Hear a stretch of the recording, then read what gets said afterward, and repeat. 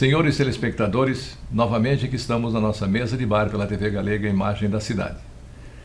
Hoje estamos gravando o programa na quarta-feira de cinzas, início da quaresma, portanto, período de abstinência, de jejum. Então, deixamos o nosso vinho de lado, até porque o nosso convidado de hoje é um homem religioso. O nosso convidado de hoje é o pastor Milton Yandrei. Tudo bem, pastor? Pimpão, tudo bem? Hoje obrigado. Não podemos tomar vinho, né? Não, mas a água está de bom tamanho e se for da vontade de Deus, ele também transforma em vinho, né? É verdade. O primeiro milagre de Jesus, das bodas de Canaã.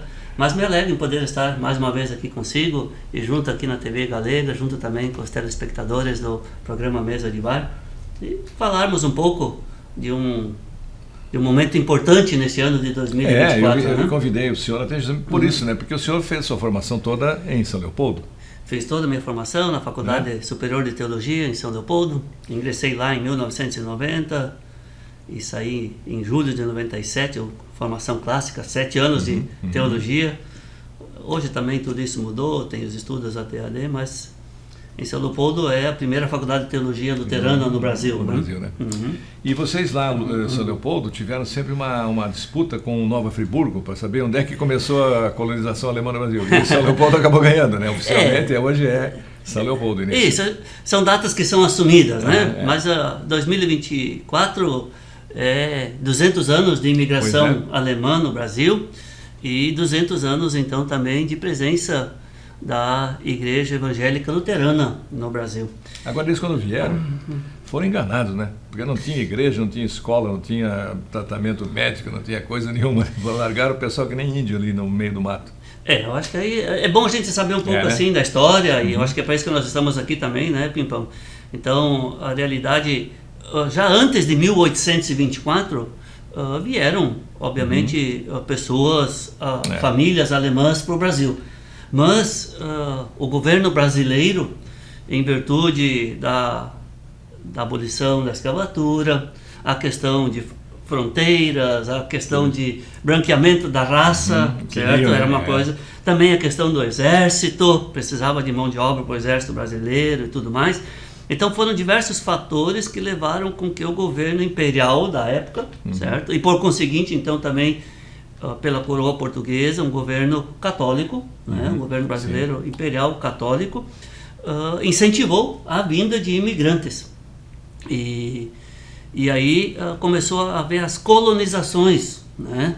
no Brasil. E em 1824 veio a primeira leva de colonizadores alemães para o Brasil. E aí também é bom dizer assim, e isso eu acho que se repete hoje em dia, tá? Ninguém passa o mar Mediterrâneo em balsas, ninguém passa fronteiras amazônicas para vir para cá, certo? Ou haitianos que vieram para cá, sempre porque a vida onde eles estão não lhes proporciona condições para poder bem viver. Então eles vão em busca onde acham que podem realizar os seus sonhos. E na época também era assim, na Europa havia fomes, havia pestes e tudo mais. Eu tenho a impressão até que os primeiros que vieram eram de Hunsrück, né? Daquela região, que é uma região, até hoje é muito bonita, mas a mais pobre, vamos dizer, rica, mas mais pobre da Alemanha, né? Isso, então em 1824 veio, as primeiras levas vieram mais assim, eram pessoas, colonos. Já aqui, em 1850, já 26 anos depois, já vieram pessoas da cidade com profissões e tudo mais, tá? Blumenau, sabe o que teve a só de Blumenau? Que em 1848 houve aquela revolução lá que foi sufocada e o pessoal acho que estava com a cabeça prêmia, teve uns intelectuais que tiveram que se mandar, né? Exato, então a colonização aqui em Blumenau ela já seguiu uma outra vertente, tá?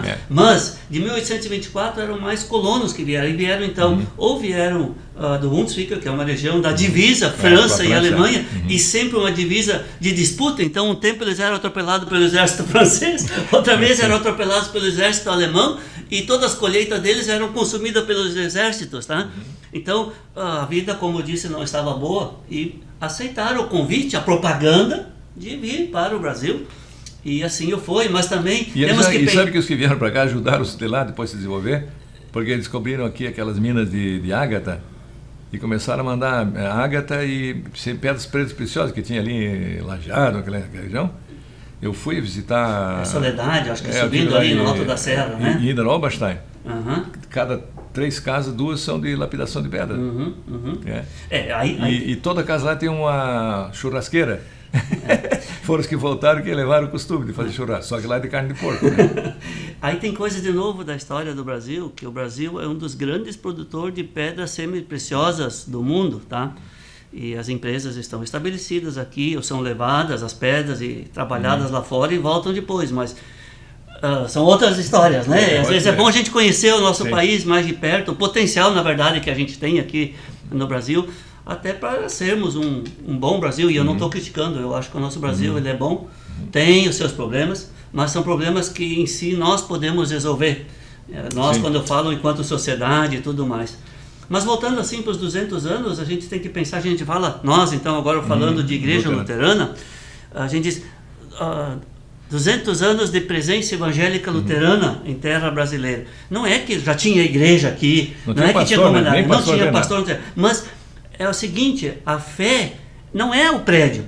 O prédio já demonstra a fé, é um testemunho da fé. A fé está nas pessoas, está em nós. Nós que temos que testemunhar e viver a fé em Cristo. Jesus Cristo não tinha igreja. Exatamente. Então as pessoas vieram e foi a fé que também as carregou, as fortaleceu para suportar as argúrias, as dificuldades, tanto do deixar a sua terra, deixar parentes e tudo, e se aventurar, confiar numa promessa e se estabelecer numa nova terra. Então, em 1824, iniciou essa imigração alemã para o Brasil, que, como você disse, em maio, um grupo foi para Nova Friburgo, no Rio de Janeiro, e em julho chegou outro grupo em São Leopoldo.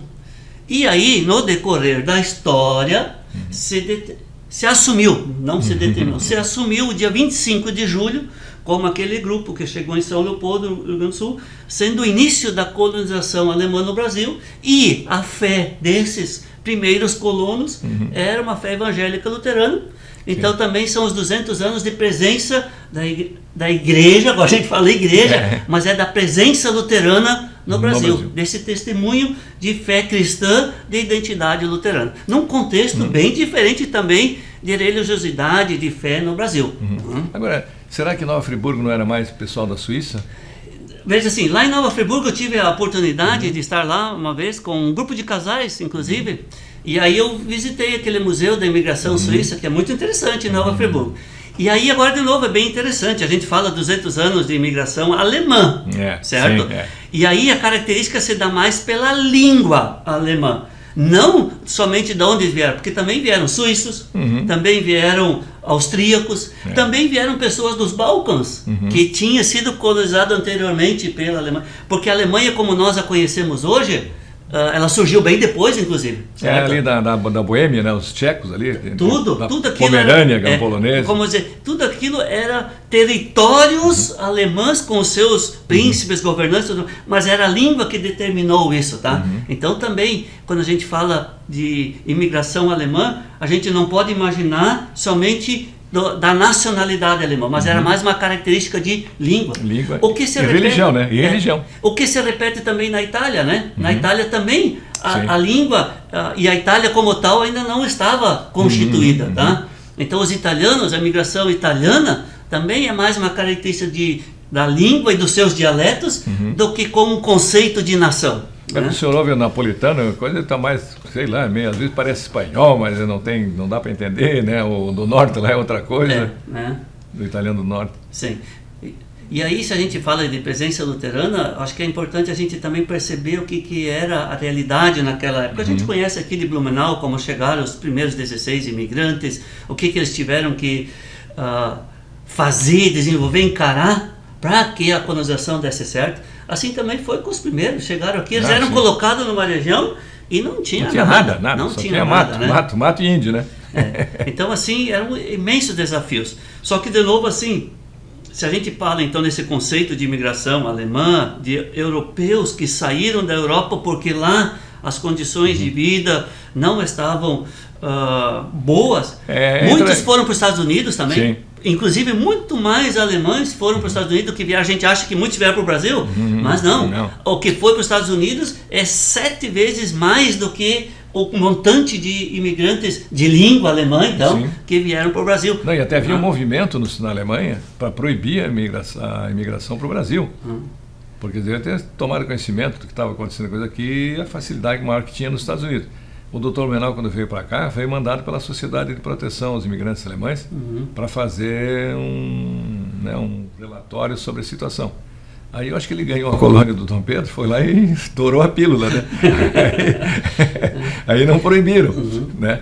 Mas eles queriam proibir a imigração para o Brasil. Não, e a gente, olhando para trás, então a gente tem que pensar, e eu acho que isso é um ensino para nós hoje. Eu também, se a gente olha para a Bíblia, né? A Bíblia, sempre de novo, a palavra de Deus lembra ao povo judeu, diz, não esqueças que tu fostes imigrante em terra estrangeira. Sim. A gente hoje diz, nós estamos no Brasil, e isso não nos autoriza a fechar portas e fronteiras para outras pessoas. Coisa que os Estados Unidos estão fazendo hoje. Né?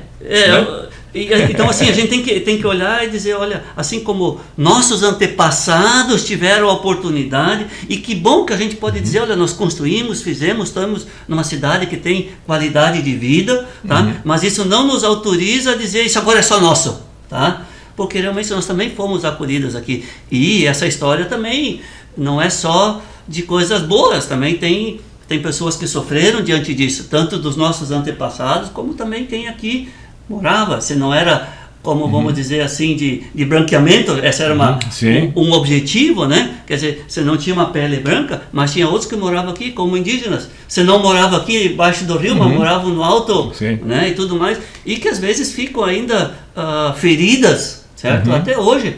E eu acho que a gente tem que olhar isso com os olhos abertos e reconhecer que a Bíblia também vai dizer isso para nós, a palavra de Deus, de que aqui nós só somos passageiros, né? Sim. Tá? Então, a gente saber que a gente tem aqui uma responsabilidade de bem viver e viver como bons filhos e filhas de Deus. Exatamente.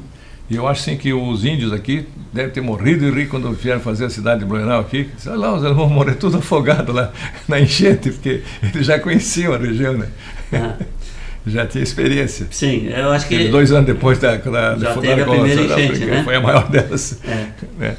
Mas vamos fazer uma pausa para rodarmos a comercial, enquanto tomamos um gole d'água, né? Sua saúde, a né? Sua, nossa. E a gente já volta com o pastor Milton e Andrei. Estamos aqui falando sobre a presença dos luteranos no Brasil, que comemora nesse ano de 2024 200 anos. Vamos lá.